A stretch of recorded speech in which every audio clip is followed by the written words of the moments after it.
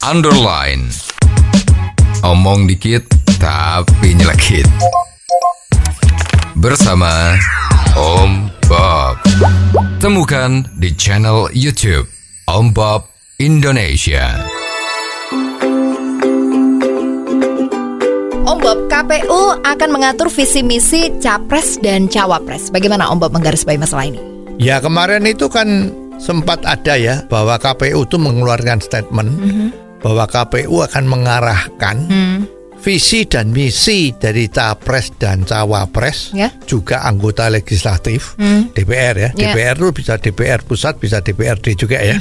Jadi artinya KPU itu kepingin mengarahkan visi misi dari para anggota itu atau yang mereka yang berkompetisi dengan harapan agar visi dan misinya mereka itu sama dengan arah garis besar haluan negara.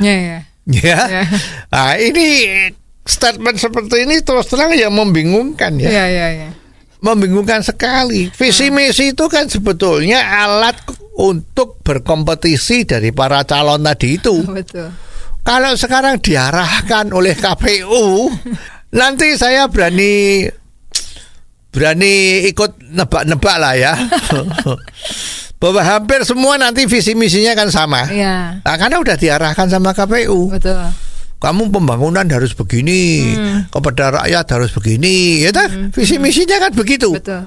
Lah, ini apa nggak aneh? Ya, nanti lama-lama itu para calon-calon kita itu, ini ya curiga boleh ya, tapi tidak menuduh ya. Bisa bikin visi misi sama orang yang bagian tukang bikin visi misi. Gua pesenin visi misi dibikinin semua. Ya, bayar aja gitu. Seperti sekarang yang paling populer kan skripsi itu kan banyak yang pesen sama lembaga yang khusus bikinkan skripsi bagi orang yang mau ujian. Ya, makanya sekarang skripsi kan tidak jadi syarat ya. Betul. Habis memang cuman pesen kok. Ya. Nah, ini juga begitu.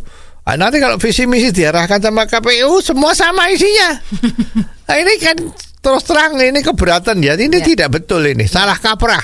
Kira-kira yang benar seharusnya seperti apa Om Bob? Ya, sebetulnya kan visi misi itu adalah keinginan bagaimana si calon nanti yang maju ya, baik sebagai presiden maupun sebagai anggota legislatif, itu dia menginginkan apa yang akan dia capai dan dilaksanakan kalau dia menduduki posisi seperti itu. Ya terserah mereka. Ya, kalau visi misinya oke, saya besok mau Indonesia itu misalnya ya menjadi negara yang utangnya 10 kali lipat dari yang sekarang ada dalam tempo setahun misalnya loh ya. Ya nggak ada yang milih dia kan. Iya, betul. Jadi begitu. Ya, tapi kalau sekarang semua anggota legislatif visi misinya tuh diarahkan sama KPU. Sepertinya kurang kerjaan nih KPU ya. Itu terus semua sama. Terus yang milih gimana? Orang mau milih gimana?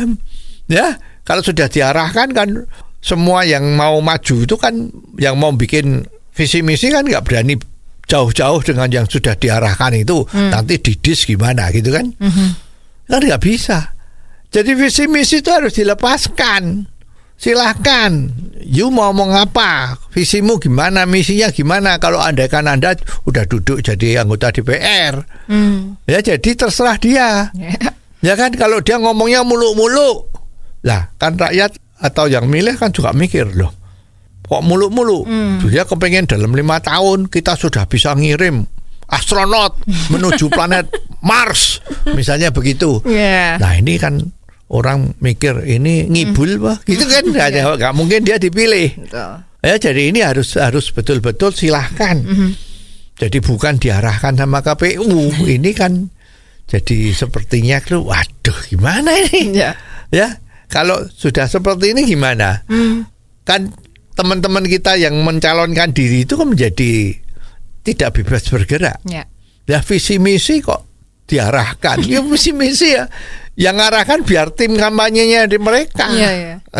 Oh, sekarang paling enak ini karena posisinya you tuh sebagai apa gitu kan. Misalnya sarjana ekonomi. Lah oke, visinya cocokkan dengan kemampuanmu sebagai sarjana ekonomi dong. Ya, saya sebagai sarjana ekonomi yang bila perlu titelnya dikeluarin semua 10 titel gitu kan. Nah itu terus ngomong, saya menurut saya ekonomi Indonesia ini sudah bagus, tapi perlu dimajukan lagi. Caranya gimana? Nah itu visinya dia. Berdasarkan kehebatannya di dalam pemikirannya dia. Nah itu bisa jadi. Nah, kalau seorang misalnya dia itu ahli insinyur bendungan. Nah ini sekarang kan lagi musim panas, katanya airnya pada habis. Nah dia punya visi, kalau saya jadi jabatan tadi itu kan, wah ini maka saya akan membuat bendungan di Indonesia itu sebanyak 500 biji misalnya.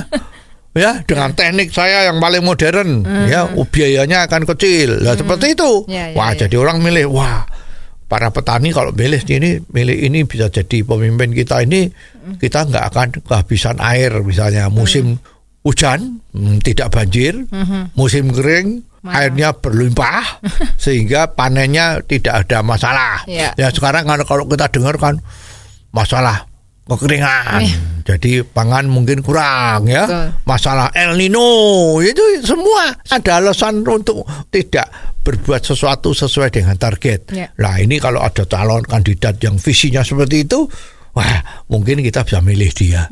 Ya jadi bukan visi misi kok diarahkan sama KPU, itu saya kira kok ya tidak betul ya. Oh jadi begitu ya Om Bob. Jelas deh sekarang. Terima kasih Om Bob untuk waktunya. Sampai ketemu lagi di waktu yang akan datang. Underline. Omong dikit tapi nyelekit. Bersama Om Bob. Jika Anda suka dengan channel ini, jangan lupa subscribe, like, dan komen.